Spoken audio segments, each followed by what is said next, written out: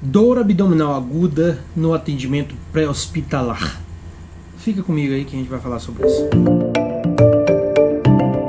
Essa dor abdominal aguda, pessoal, ela é relacionada a uma causa não traumática, ou seja, você não tem envolvimento de energia que possa ter causado um trauma e gerado esse abdômen agudo. Muito bem, para que a gente tenha critérios de gravidade, de suspeição de gravidade, isso vai depender de quê? Da característica desse abdômen, se é um abdômen tenso, ou se nós vamos ter critérios de instabilidade hemodinâmica. Muito bem, primeiro é a avaliação primária, que você vai ter que fazer no pré-hospitalar. Na nossa avaliação primária nós vamos ter o X, A, B, C, D, E, como não se trata de uma questão de, por exemplo, traumática que tenha tido ruptura ou então uma laceração de membro em que enseje em hemorragia sanguinante, então você vai avaliar somente o ABCD, identificando todos os critérios e todos os fatores que vão ameaçar a vida e corrigindo-os, para que após isso você possa realizar a avaliação secundária. Uma avaliação mais criteriosa, mais detalhada, onde você realmente já tirou as condições de morte desse paciente e você já conseguiu de certa forma estabilizar e está fazendo uma avaliação mais acurada, né? Bom, então para isso, nessa avaliação secundária, é importante avaliar a dor. E nessa dor nós vamos avaliar o quê? Quais são os pontos principais?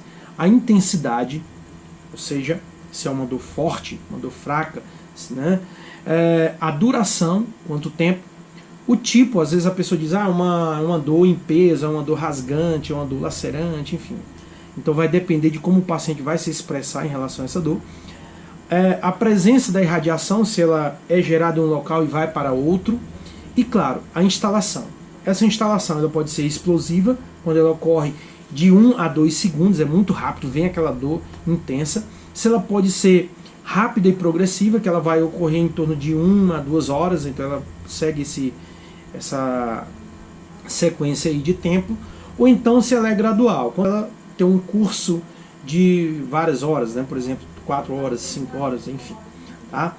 Bom, e quais são os critérios de gravidade que nós vamos identificar nesse abdômen agudo? Tá? Primeiramente, são sinais vitais. Então a gente tem que estar ligado nos sinais vitais desse paciente. Por exemplo, pulso, frequência cardíaca maior que 100, pressão arterial diastólica menor que 60 ou maior que 120, pressão arterial sistólica menor que 90 ou maior que 220. Isso daí vai estabelecer esse critério de instabilidade hemodinâmica, principalmente em relação a essa questão sistólica. A hipertermia, principalmente acima de 38, e também mal-estar geral. Então isso aí são pontos importantes desses sinais vitais que vão de certa forma dar uma luz para uma possibilidade de paciente potencial grave, ok? Outra coisa importante é instalar esse acesso venoso, de preferência um acesso calibroso 18, né? Pelo menos um acesso calibroso venoso, que é uma mesma indicação no trauma. Aqui no atendimento clínico, esse acesso venoso ele também é importante, estando também observando a questão dos sinais de choque que podem estar instalados e que pode dificultar esse acesso. Então é importante ter a noção também do acesso intraósseo, ok?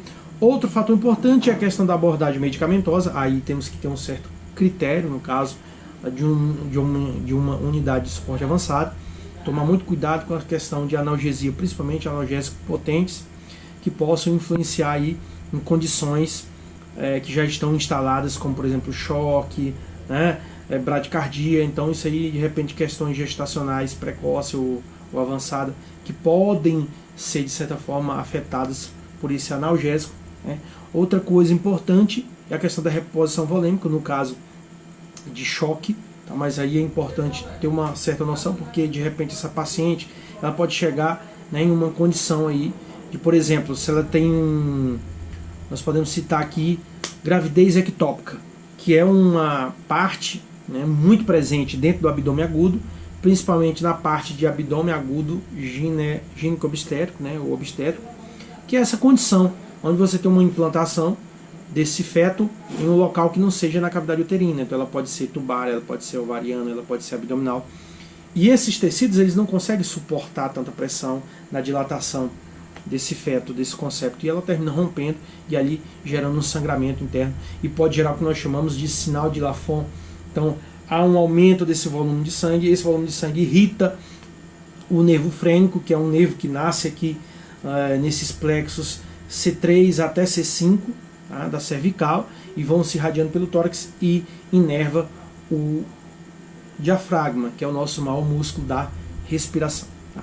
Outra coisa que pode acontecer também na gravidez ectópica, quando ocorre o toque vaginal, que no suporte avançado pode fazer, mas fazendo um certo controle, né, é exatamente a questão do grito de Douglas. O que é o grito de Douglas? É quando essa paciente ela dá um grito devido a uma dor intensa que ela sente quando há um toque, porque isso significa o quê? Que há uma coleção de líquido que está comprimindo ali o fundo de saco de Douglas, na região ali uterina, a região pélvica.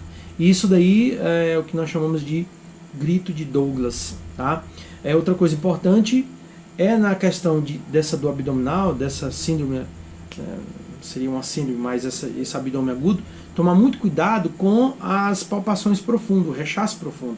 Isso aí de repente pode, além de agravar a dor, pode causar instabilidade, algum sinal vital, e também está, de certa forma, desmanchando algum coágulo que de repente possa estar ali já em processo de formação.